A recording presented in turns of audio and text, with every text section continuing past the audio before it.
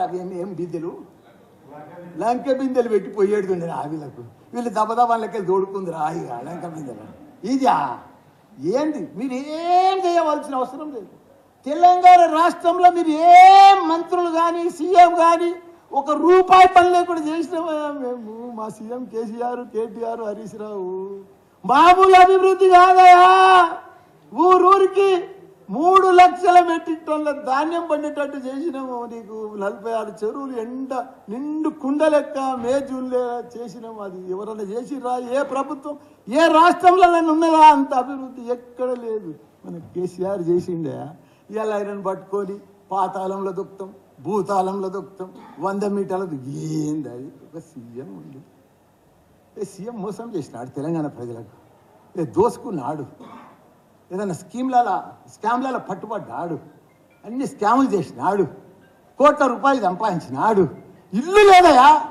ప్రగతి భవన్లకి వెళ్ళి 5:30కు ఓడిపోతుందని తెలిసి ఖాళీ చేసిపోతే ఇల్లు లేదు. ఆ పాతింట్లోకి పోయిండు ఒక సీఎం.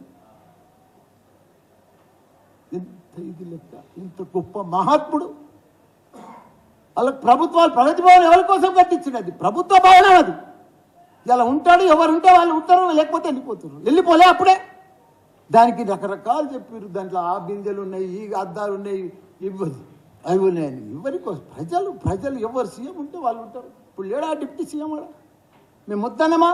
ఇలా సెక్రటరీలో పోయి కూర్చుంటలేరా? అది మా సొంతం భవనమా? అది సెక్రటరీ ప్రజల భవన్, ప్రజల కోసం కట్టించినాం. ఏదో ఒక రేకులు వీకేసి ఆ సీకులు వీకేసి మేము దర్బార్ చేసినాం. చెయ్యి దర్బార్, వచ్చిన తీసుకో, కంప్లైంట్స్ అన్ని రిసీవ్ చేసుకో, వాళ్ళన్నీ క్లియర్ చేయి. మేము వద్దంటున్నామా? ఒక్కటి క్లియర్ తీసుకునేదే కానీ క్లియర్ చేసేది లేదు. ఇంకెప్పుడు చేస్తాం? 4 ఏళ్ళ దాకా రూపాయి క్లియర్ చేయరాదు. ఒక్క స్కీమ్ కూడా ఇయ్యరు. 6 గ్యారంటీలు లేవు, ఏమి లేదు. ఉత్తమ ఆటలు. నువ్వు ఇచ్చేటానికి మనిషి ఉంటే జరిసేపట్లు ఆన్లైన్లో కొట్టేయచ్చు. ఏముందని పెద్ద సుతారమా? అది అడ్మినిస్ట్రేషన్ రావాలి. అది కేసీఆర్కే ఉంది. అడ్మినిస్ట్రేషన్ దిమాగ్ ఉండాలి, పరిపాలన వ్యవస్థ ఉండాలి, ఎక్స్పీరియన్స్ ఉండాలి. డబ్బులు లేకున్నా సంసారం నడిపించేటో లేరా? అట్లా రాష్ట్రం, అట్లా కేసీఆర్ నడిపించింది. డబ్బు నుండే చేసిండా? లే మీరు గెలుస్తారని అప్పులు చేసి పెట్టిండా?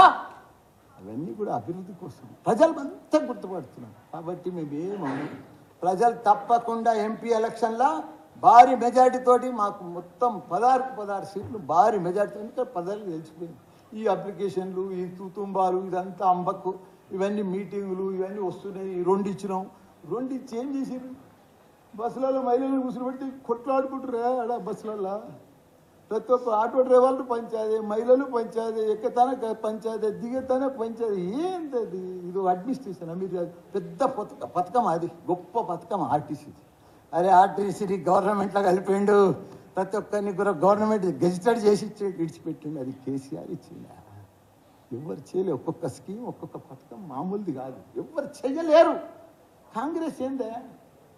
మొత్తం మనకంటే ముందు కాంగ్రెస్ 10 ఏళ్ళ ముందు వాళ్ళే ఉన్నారు కదా. ఇలా ఎప్పుడు నీళ్ళు ఇచ్చిరా, కరెంట్ ఇచ్చిరా, ఏదో కొత్తగా వచ్చినట్టు, ఏదో కొత్తగా స్టైల్, కొత్త సినిమా వచ్చినట్టు, ఏదో అందులో అద్భుతాలు ఉన్నట్టుగా వాళ్ళే చేస్తున్నట్టుగా, మేమంతా మోసం చేసిపోయినట్టుగా. అరే ఏమేం చేసుకున్నాం? నోరు కట్టుకున్నాం, కడుపు చంపుకున్నాం, కళ్ళలో ఒత్తులు వేసుకున్నాం.